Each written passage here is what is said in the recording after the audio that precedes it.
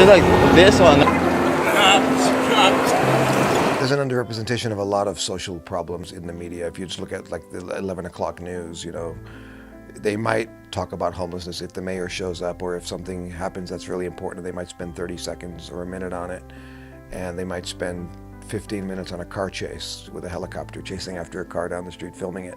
So it seems like that's the kind of story that should be on the news every night, because it's a human what do you call it? Humanitarian crisis, basically, is what we have going on here. This whole idea of, like, they're trying to do these bridge housing, these transitional housing, they're so expensive that the mayor will get out there and say, a few weeks ago, we got a bridge housing thing we're opening up, we have 40 beds, or even if it's 200 beds.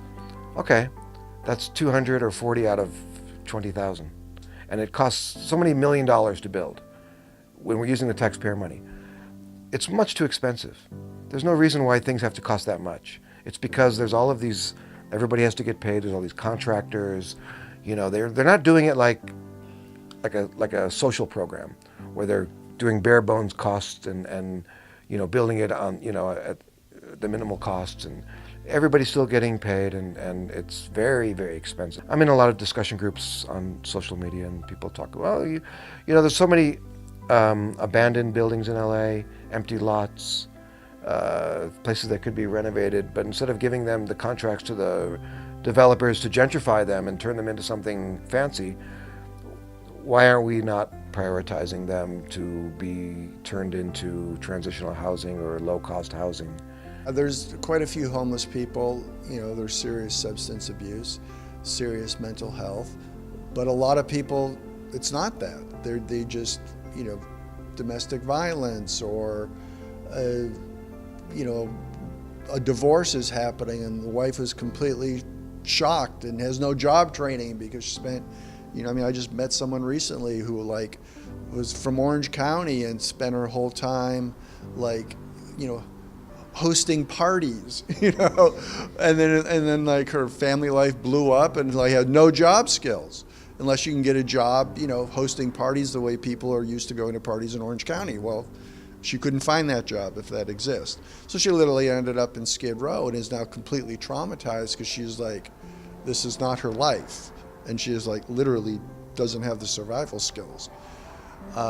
So yeah, that happens. Those stories tend not to be told. They're not the main story. I think the main story is people just got out of prison and they have nowhere to go, or there is mental health stuff, and so that all applies to maybe 2/3 of everyone, but then the other third, their story's not being told. Plug into these people that you see listed here. The problem with huge nonprofits, and there's a lot of huge nonprofits in Skid Row, and some of them are doing great work, some of them are not doing great work, is that's the easy thing to do.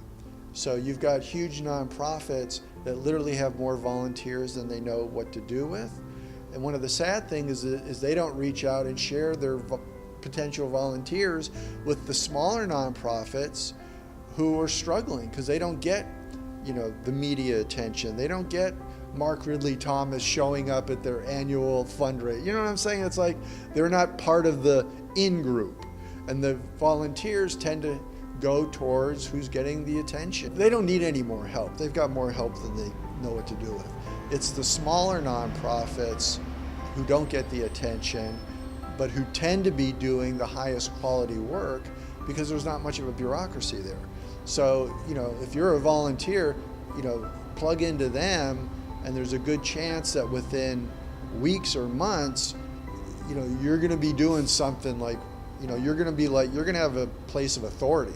You're gonna be making decisions that will directly impact what's taking place. The huge nonprofits, if you spend 6 months there setting up chairs, maybe they'll let you do something important.